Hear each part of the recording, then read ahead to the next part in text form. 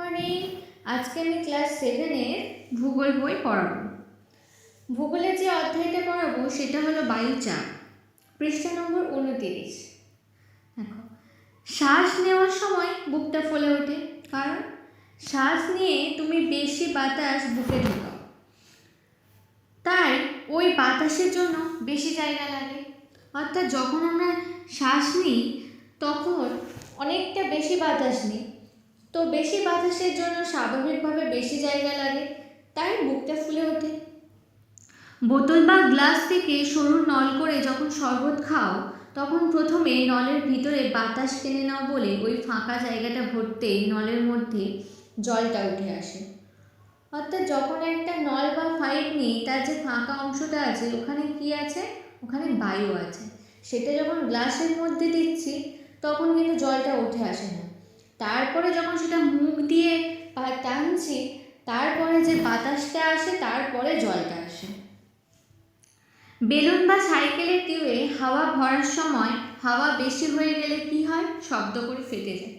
স্বাভাবিকভাবে তোমরা হয়তো লক্ষ্য করে থাকবে যে যখন মুখ দিয়ে বেলুন ফোলাও ফু দিয়ে, তখন দেখবে একটা বেলুনে যে পর্যাপ্ত পরিমাণ বাতাসটার প্রয়োজন তার অধিক বাতাস যখন বেলুনটার মধ্যে প্রবেশ করে তখন বাতাসের সেই চাপের প্রভাবে বেলুনটা ফেটে যায়। বাতাসে বর্ণ নেই। বাতাস, আমি যদি জিজ্ঞাসা করি বাতাসের দেখতে কেমন, কি বলবে? বাতাসকে দেখা যায় না, বাতাসকে অনুভব করতে হয়, অর্থাৎ বাতাসের বর্ণ নেই। গন্ধ, বাতাসের কোনো গন্ধ আছে? কোনো গন্ধ নেই, কিন্তু আয়তন আছে, ওজন আছে। বাতাস যখন বয়ে যায় তখন তাকে অনুভব করা যায়। গাছের পাতা নড়ে, নৌকার পাল ওড়ে, ঝড়ের সময় গাছপালা ঘরবাড়ি ভেঙে যায়। যখন জোরে বাতাস হয় তখন তো গাছ ডালপালা ভেঙে যায় বা ঘরবাড়ির ক্ষতি হয়।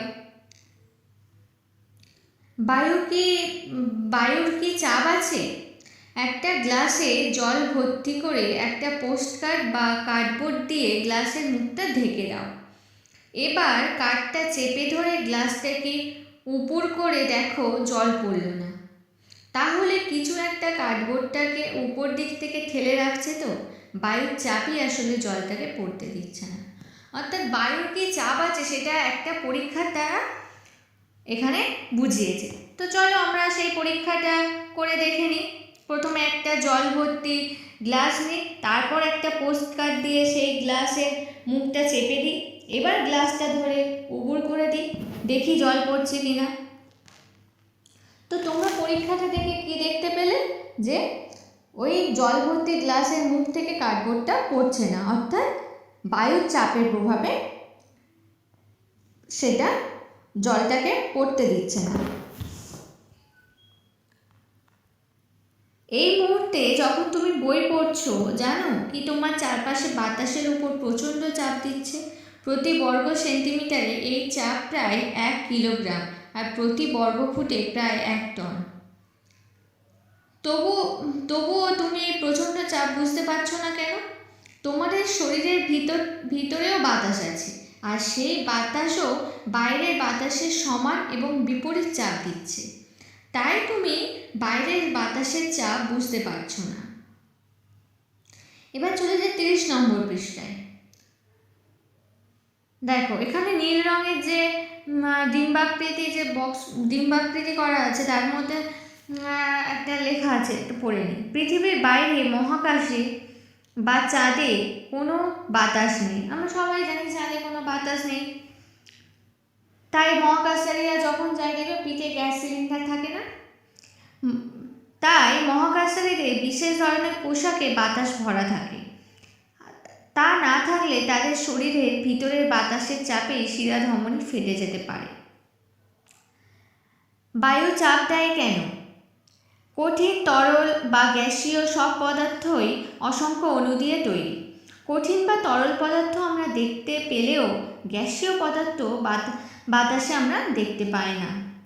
গ্যাসীয় পদার্থের অণুগুলি আলগাভাবে ঘুরে বেড়ায়, পরস্পরের মধ্যে ধাক্কা লাগায়। কোনো বস্তুর সঙ্গে বাতাসের এই অণুগুলোর যখন ধাক্কা লাগে তখন ওই ধাক্কার কারণে যে চাপ সৃষ্টি হয় তাকেই সাধারণভাবে বায়ুর চাপ বলে।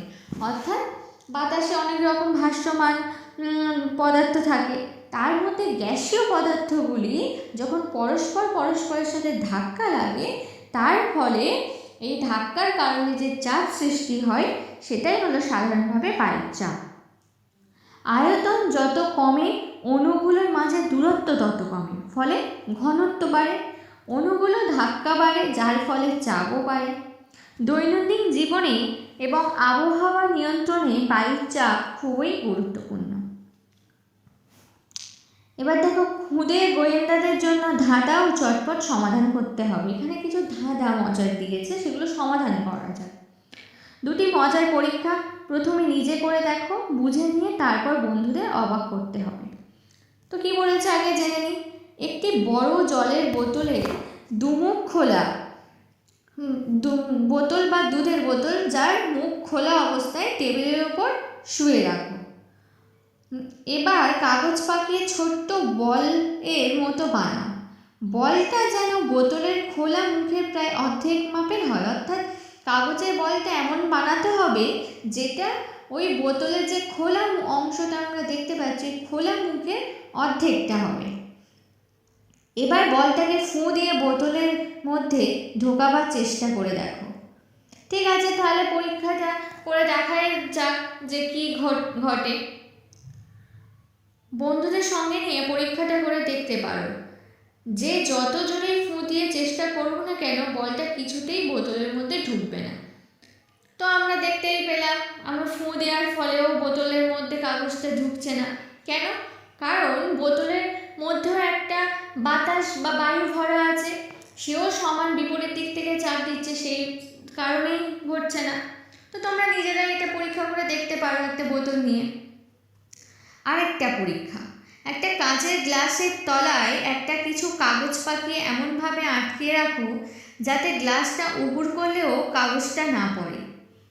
এবার একটা জল ভর্তি বড় গামলা বা বালতির মধ্যে গ্লাসটা উবুড় করে জলে ডুবিয়ে ধরে রাখো। গ্লাসের ভিতরের কাগজটা জলে ভিজে যাওয়া উচিত, তাই তো? তাহলে পরীক্ষাটা করে দেখে নিই। একটা কাঁচের গ্লাস নিই, তার তলায় একটা ছোট কাগজের টুকরো পাকিয়ে আঠা দিয়ে আটকে দিই। এবার একটা জল ভর্তি বালতি বা গামলার মধ্যে গ্লাসটা উবুড় করে মানে উল্টে তার মধ্যে ডুবিয়ে দিই। এবার তুলে এনে দেখাই যাক কি হয়। জল থেকে তুলে এনে দেখো ভিজলো কিনা। এবার গ্লাসটা জলে ডুবিয়ে দেখো কাগজটা ভিজে যাবে। এবার উবুড় অবস্থায় যেই গ্লাসটা বালতির মধ্যে ডোবানো হলো, তারপরে তুলে কি দেখা গেল, যেটা আমরা পরীক্ষা করে দেখতে পেলাম, দেখা গেল যে যখন গ্লাসটা উবুড় করে বালতির মধ্যে ঢোকানো হলো, তখন তার মধ্যে যে কাগজের টুকরো ছিল সেটা ভেজেনি, আর গ্লাসটাকে সোজা করে বালতির মধ্যে ডুবিয়ে দেওয়া হলো, সঙ্গে সঙ্গে সেই কাগজটা ভিজে গেল। ভাবতে হবে উবুড় করা গ্লাসে কাগজটা কেন ভিজছে না। তাহলে উবুড় করা গ্লাসে কাগজটা কেন ভিজছে না? কারণ গ্লাসটা যখন উবুড় করে জলের মধ্যে দেওয়া হচ্ছে, তখন গ্লাসের মধ্যে একটা বাতাস ভরা আছে যেটা চাপের সৃষ্টি করছে, যার ফলে সেই কাগজটা ভিজছে না। বন্ধুদের সঙ্গে এই মজার পরীক্ষা করতে পারো যে কাগজটা না ভিজে গ্লাসটা জলের মধ্যে ডোবাতে পারবে। তো এই পরীক্ষাটা তোমরা নিজেরা দেখলে এবং নিজেরা বাড়িতেও একবার করে এটা প্র্যাকটিস করতে পারো, একবার চেষ্টা করতে পারো, দেখো কি হয়। পৃষ্ঠা নম্বর 31। বায়ু চাপ কি সর্বত্র সমান? একটা স্পঞ্জকে হাতের মুঠোয় জোরে চেপে ধরো, তারপর ছেড়ে দাও। লক্ষ্য করো, চেপে ধরলে স্পঞ্জটা আয়তনে ছোট হয়ে গেল, আবার ছেড়ে দিলে আগের মতো ফুলে উঠল। স্বাভাবিকভাবে দেখো, একটা স্পঞ্জকে আমি হাতের মধ্যে নিলাম, নিয়ে চেপে ধরলে কি দেখা গেল, যে স্পঞ্জটা আগের থেকে ছোট হয়ে গেল। যে ছেড়ে দিলাম, আবার স্পঞ্জটা তার আগের আয়তনে চলে এলো। ঠিক এমনটাই হয় আমাদের বায়ুমণ্ডলে। পৃথিবীর পৃষ্ঠে বা সমুদ্র সমতলে বায়ুর চাপ সব থেকে বেশি হয়, কারণ সমুদ্র সমতলে পৃথিবীর মাধ্যাকর্ষণ শক্তি ও উপরের স্তরের বায়ুর প্রবল চাপে বায়ুর অণুগুলো পরস্পরের কাছে চলে এসে বায়ুর ঘনত্ব বাড়িয়ে দেয়। দেখো এই ডান দিকে যে ছবিটা আছে, ধরো এই যে ছোট ছোট বলগুলো দেখতে পাচ্ছি, এগুলো হলো বায়ুকণা। এটা সমুদ্র পৃষ্ঠে অর্থাৎ এই নিচের দিকটায় বেশি, আর এখানে বায়ুর চাপ বেশি বলে বায়ুর ঘনত্ব বেশি, অর্থাৎ এই অণুগুলো এখানে বেশি সংখ্যক আছে উপরের তুলনায়, ফলে বায়ুর চাপও বেশি। আবার উপরের স্তরের বায়ুর অণুগুলো পরস্পরের থেকে দূরে চলে যাওয়ায় বায়ুর ঘনত্ব কমে যায়। এবার উপরের দিকে দেখো এখানে যে বল বল ছোট ছোট যে কণাগুলো আছে অণুগুলো, সেগুলো উপরের দিকে অনেকটা ছাড় ছাড় আছে না? যত উপরের দিকে ওঠে বায়ুর কণাগুলো পরস্পরের থেকে দূরে চলে যায়। যত দূরে যাচ্ছে এই কণাগুলো বা অণুগুলোর ঘনত্ব দেখো কমে যাচ্ছে। এই কারণে উচ্চতা বাড়ার সঙ্গে সঙ্গে বায়ুর চাপও কমতে থাকে।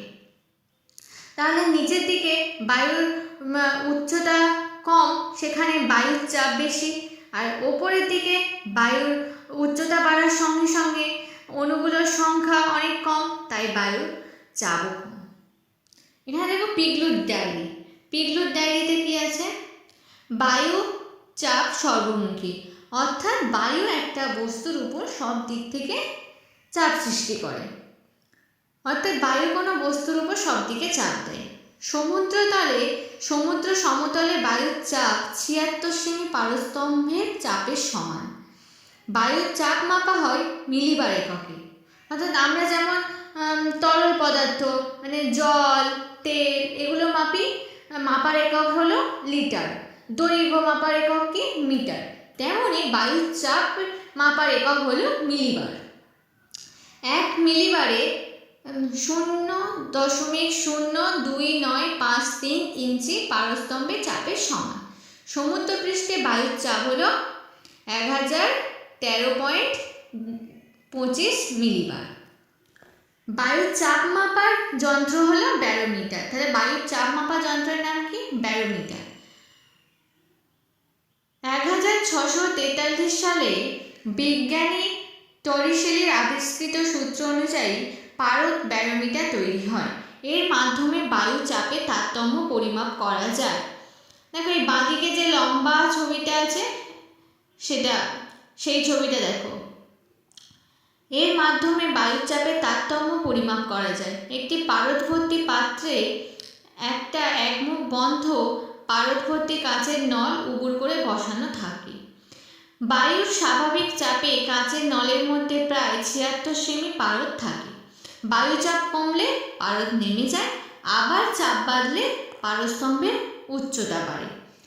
আচ্ছা, একটা উদাহরণ হিসাবে বলি, তোমাদের যখন শরীরে টেম্পারেচার বেড়ে যায় বা জ্বর হয় যখন বলে, তখন শরীরের টেম্পারেচার বা উষ্ণতা মাপার জন্য কি ব্যবহার করা হয়? থার্মোমিটার। এই থার্মোমিটারের মধ্যে যে লম্বা মতো যে অংশটা থাকে সেটা হলো পারদ।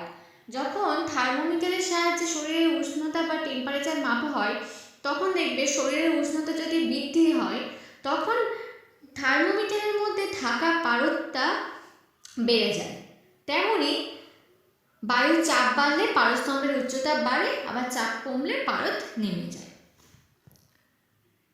কি হবে দেখো, একটা স্কেলকে টেবিলের কোণায় এমনভাবে রাখো যাতে স্কেলের বেশিরভাগ অংশ টেবিলের বাইরে বেরিয়ে থাকে।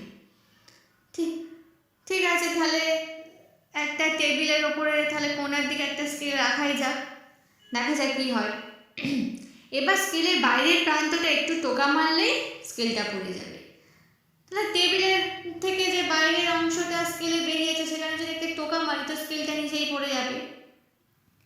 এবার একটা খবরের কাগজ স্কেলের টেবিলের উপরে থাকা অংশটার উপরে বিছিয়ে দাও, একটু চেপে দাও, তারপর টোকা মেরে দেখো কি হয়। তাহলে দেখা যাক কি হয়, চলো দেখে নিই। এবার যাই 32 পৃষ্ঠায়। কি হয় দেখো, একটা কিছুটা জল ভরা প্লাস্টিকের বোতলের মুখটা ভালো করে পাতলা পলিথিন বা কর্কের ছিপি দিয়ে আটকে দাও। একটা সরু নল ছিপিটার মধ্যে দিয়ে বোতলের মধ্যে ঢুকিয়ে দাও। এবার নলটার মধ্যে দিয়ে বোতলের ভিতরে জোরে কয়েকবার ফু দাও। তাহলে দিয়ে দেখি কি হয়, চলো দেখা যাক। এবার আমরা দুটো গল্প পড়ব, তারপর দুটি প্রশ্ন খুদে বিজ্ঞানীরা মগজস্থ নিয়ে লেগে পড়ো। ঠিক আছে, এই গল্প দুটো তোমরা নিজেরা পড়ো, পড়ে প্রশ্নের উত্তর খোঁজার চেষ্টা করো। চলে যাও পরের পৃষ্ঠা, 33 নম্বর পৃষ্ঠা। বাঁদিকে পিঙ্ক কালারের বক্সের মধ্যে কি লেখা আছে পড়ছি। একটা পানীয় জলের প্লাস্টিকের বোতলের অর্ধেকের বেশি গরম জল দিয়ে ভর্তি করে ঢাকনা আটকে রেখে দাও। কয়েক ঘন্টা পরে দেখলে বোতলটা একটু তুবড়ে গেছে। কারণ বোতলটা তুবড়ে গেল কেন গরম জল ঢালার পরে? কারণ বোতলে গরম জল ভরার সঙ্গে সঙ্গে ভিতরের বাতাস গরম হয়ে কিছুটা বেরিয়ে গেছে। অর্থাৎ বোতলটায় যখন গরম জল, বোতলটা যখন ফাঁকা অবস্থায় আছে তার মধ্যে বায়ু আছে। এবার যখন গরম জল ঢালা হচ্ছে তখন সেই গরম জলের সাথে সেই বাতাসও গরম হয়ে গেছে, কিছুটা বেরিয়েও গেছে। বাকি বাতাস ঠান্ডা হয়ে সংকুচিত হয়ে ভিতরে শূন্যস্থান তৈরি হয়েছে। তখন বাইরের বাতাসের চাপে বোতলটা তুবড়ে গেছে। এবার দেখ বায়ুর চাপে পার্থক্যের কারণ। বায়ুর উষ্ণতার পরিবর্তন হলে বায়ুর আয়তন, ঘনত্বের পরিবর্তন হয়। যেমন বায়ু উত্তপ্ত হলে বায়ুর অণুগুলো গতিশীল হয়ে পড়ে এবং পরস্পরের থেকে দূরে সরে যেতে থাকে। এভাবে উষ্ণ বায়ু হালকা হয়ে প্রসারিত হয় এবং উপরে উঠে যায়। বায়ুর ঘনত্ব কমে যায়, অর্থাৎ নির্দিষ্ট আয়তনে বায়ুর অণুর সংখ্যাও কমে যায় এবং বায়ুর চাপও কমে যায়। অর্থাৎ বায়ুর ঘনত্ব কমলে বায়ুর চাপও কমে যাচ্ছে। বায়ু শীতল হলে সংকুচিত হয় এবং বায়ুর ঘনত্ব বেড়ে যায়, তাই বায়ুর চাপও বেড়ে যায়। অর্থাৎ বায়ুর ঘনত্ব বাড়লে বায়ুর চাপ বাড়বে। এই কারণে শীতল মেরু অঞ্চলে বায়ুর চাপ বেশি ও উষ্ণ নিরক্ষীয় অঞ্চলে বায়ুর চাপ কম। পৃথিবীর মাধ্যাকর্ষণ এবং উপরের বায়ু স্তরের প্রবল চাপে বায়ুর অণুগুলো ভূপৃষ্ঠের কাছাকাছি বেশি পরিমাণে থাকে। আর যত উপরের দিকে যাওয়া যায় তত পরস্পরের থেকে দূরে ছড়িয়ে পড়ে। অর্থাৎ ভূমির উচ্চতা বাড়ার সঙ্গে সঙ্গে বায়ুর ঘনত্ব কমে এবং বায়ুর চাপও কমে। আগের ছবিটায় দেখেছো যে বায়ুর ঘনত্ব, বায়ুর ওপর যত উপর দিকে উঠছে বায়ুর ঘনত্ব কমে যাচ্ছে। অর্থাৎ বায়ুর উচ্চতা বাড়ার সাথে সাথে বায়ুর ঘনত্ব কমে যাচ্ছে, অর্থাৎ বায়ুর চাপও কম সেখানে। প্রতি 110 মিটার উচ্চতা বাড়ার সঙ্গে সঙ্গে 1 সেমি পারস্তম্ভের সমান বায়ুর চাপ কমতে থাকে। এ কারণে এই উঁচু পার্বত্য অঞ্চলে জলের স্ফুটনাঙ্ক কমে যায়। অর্থাৎ বায়ুর চাপ কমলে জল 100 ডিগ্রি সেলসিয়াসের কম উষ্ণতায়ও ফুটতে শুরু করে, তাই কোনো কিছু সিদ্ধ হতে অসুবিধা। অর্থাৎ পাহাড়ি অঞ্চলে খাবার তৈরি করার সময় বেশিরভাগ প্রেসার কুকারের মধ্যে দিয়েই করে, যাতে বায়ুর চাপটা সম পরিমাণে থাকে। আর না হলে যদি এমনি কড়াই করে করে তখন খাবার সিদ্ধ হতে অসুবিধা হয়। কারণ তখন 100 ডিগ্রি সেলসিয়াসের কম উষ্ণতায় জল ফুটতে শুরু করবে, তখন সিদ্ধ হতে অসুবিধাই হয়। বায়ুতে জলীয় বাষ্প থাকলে ওই বায়ু জলীয় বাষ্পহীন বায়ু থেকে হালকা হয়, তাই বায়ুর চাপও কম হয়। জলীয় বাষ্প বায়ুতে মিশলে যে নিম্নচাপ তৈরি হয়, অর্থাৎ বায়ুর চাপ কমে যায়, তার ফলে আবহাওয়া অশান্ত হয়ে ঝড়, বৃষ্টি, দুর্যোগ পরিবেশ তৈরি হয়। আর জলীয় বাষ্পের অভাবে বাতাস বেশি ভারী হওয়ার কারণে উচ্চচাপ তৈরি হয়। অর্থাৎ যখন বায়ুতে জলীয় বাষ্প দেখি অনেক সময় দেখবে যখন জল ফুটতে শুরু করে তখন জল ফুটে ফুটে একটা ধোঁয়া মতো হয়ে বেরিয়ে যায় না, আস্তে আস্তে কমে যায় না। যে পরিমাণ জলটা তুমি ফোটাচ্ছ, যখন জল ফুটতে শুরু করবে তারপর জলের পরিমাণটা কমে যায়। তাহলে সেই জলগুলো কোথায় গেল? ওই যে জলের মধ্যে যে ধোঁয়া হলো সেইগুলো জলীয় বাষ্প আকারে বেরিয়ে গেল।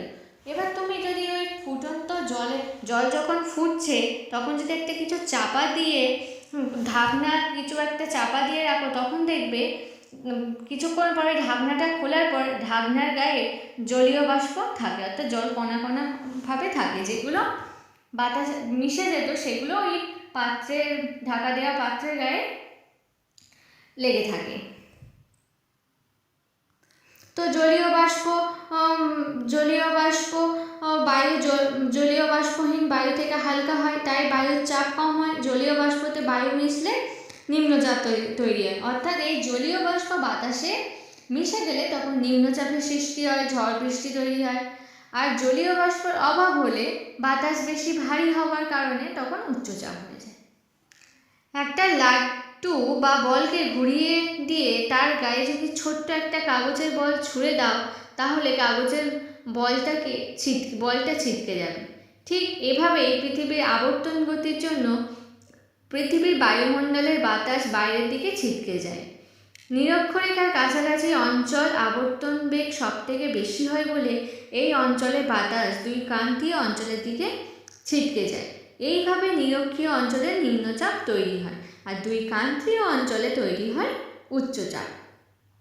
তাহলে আমরা এখানে বায়ুচাপের পার্থক্য প্রধানত 4টি কারণ লক্ষ্য করলাম। সেগুলো কী কী?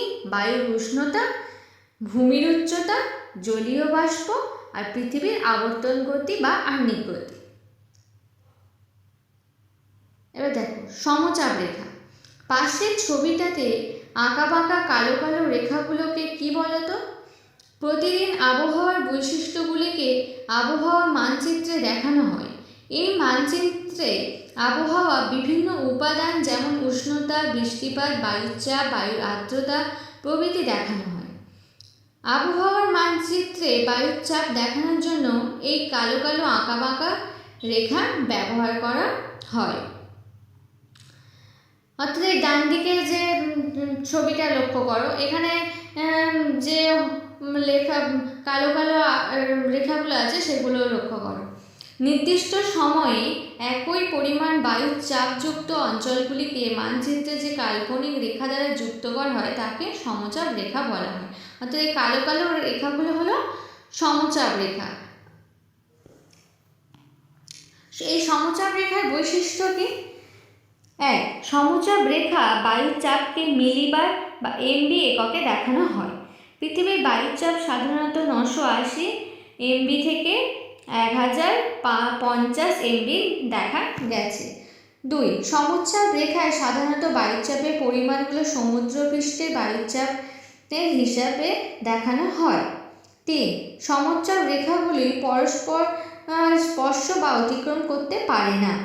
দেখো এই রেখাগুলো একটার সাথে একটা ছেদ করেনি, অর্থাৎ এই রেখাগুলো একটা রেখার সাথে আরেকটা রেখা স্পর্শ করতে পারে না। সমচাপ রেখাগুলো যেখানে পরস্পরের খুব কাছে চলে আসে সেই অঞ্চলে বায়ুর চাপের পার্থক্য বেশি। পরের পৃষ্ঠায় চলে যাও। বায়ুর উচ্চচাপ ও নিম্নচাপ। এখানে বায়ুর দুটি চাপের কথা বলা হয়েছে, কি? উচ্চচাপ আর নিম্নচাপ। সমচাপ রেখার ছবিটা লক্ষ্য করো, কোথাও লেখা আছে এল, আবার কোথাও এইচ।